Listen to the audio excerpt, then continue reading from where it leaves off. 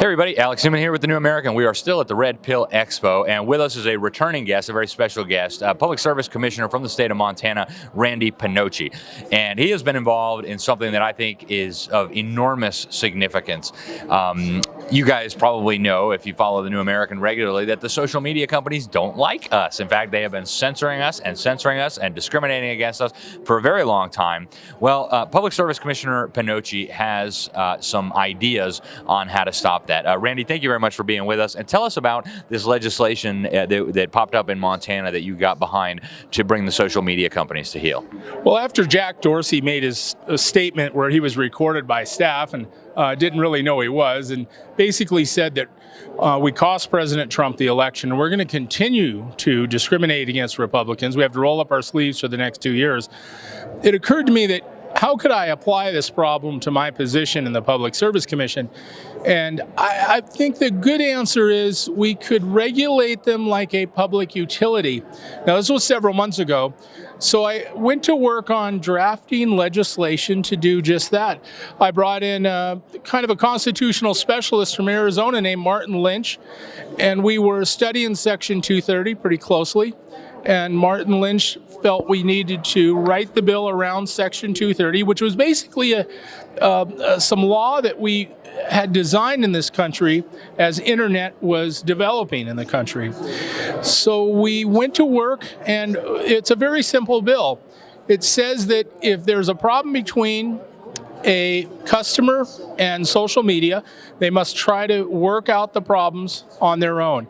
If that fails, they bring their problem before the Public Service Commission, and we will make a decision as a commission.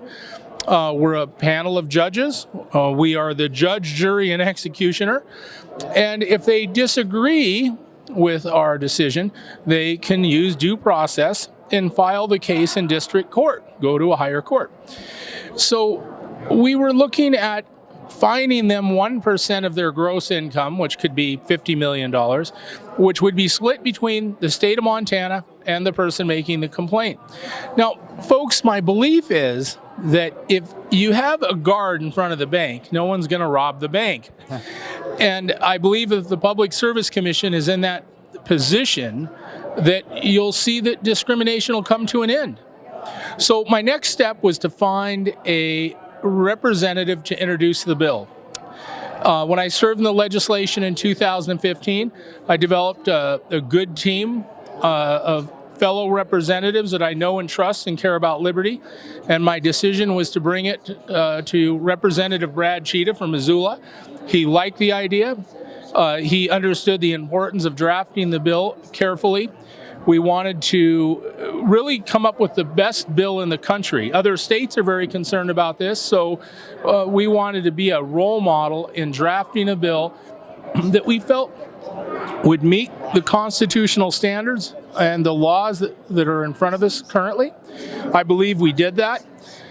We felt that we should have the Public Service Commission vote on backing the bill and supporting it, and the Public Service Commission voted 3-2, so it passed. The Public Service Commission officially endorsed the bill, and it went before the House Subcommittee on Energy.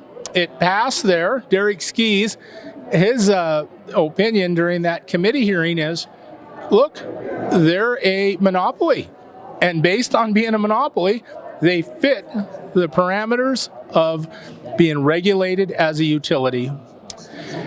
It goes to the House floor, and we lost by 1 vote. And those of you that voted against this, today, we're going to be showing every single representative who voted for it and against it at the Red Pill Expo, and you'll be posted on the screen. And I'm going to be chasing you, those of you who did not vote for this.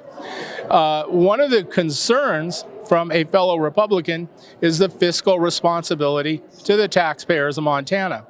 Let me tell you, folks, how ridiculous that point of view and argument is.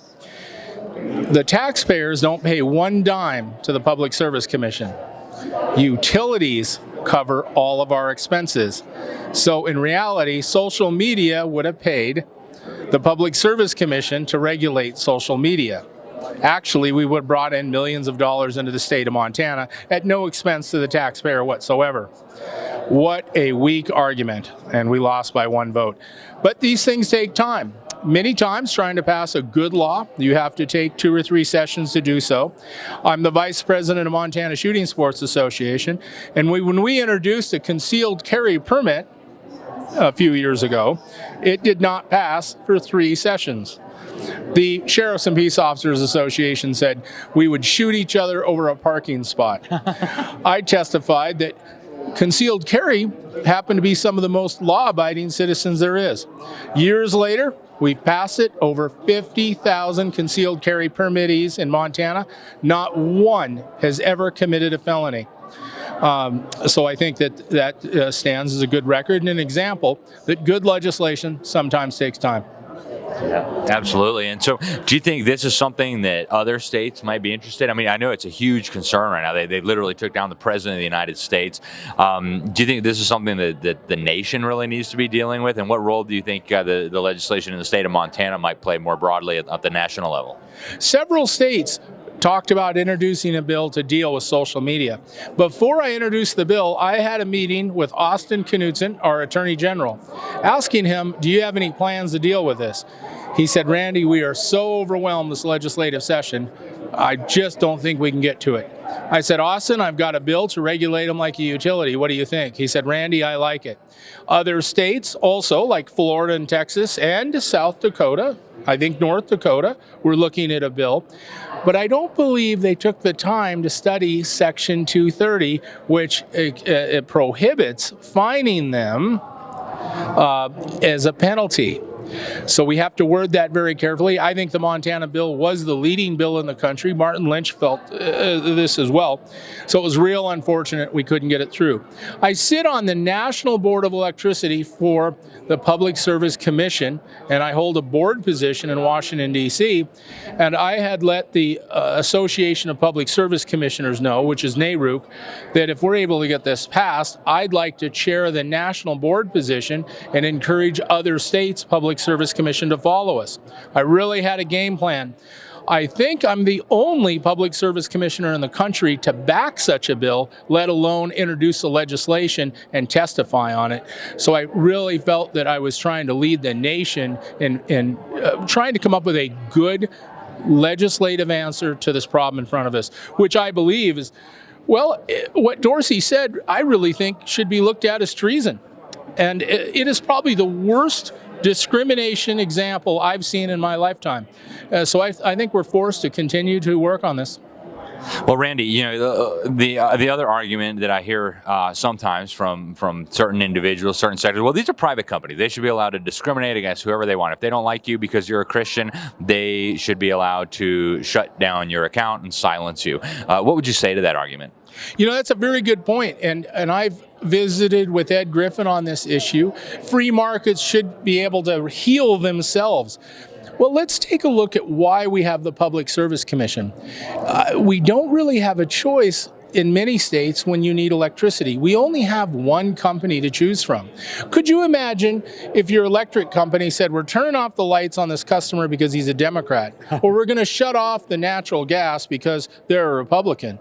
I regulate taxi cab service. What if the taxi cab driver was giving us all a ride to a Trump rally and he asked us, where are you going? And we say the Trump rally, and he pulls over and says, get out. I regulate taxi cab service, and I promise you that taxi cab service would be hearing from the Public Service Commission and would be facing a hefty fine. Now, when are we going to have to realize that social media is so important in our lives that it has to be looked at as a utility? Let me give you an example. More people in Montana use social media than electricity and natural gas combined. That's because a 5-year-old kid could be using social media and a 90-year-old senior citizen.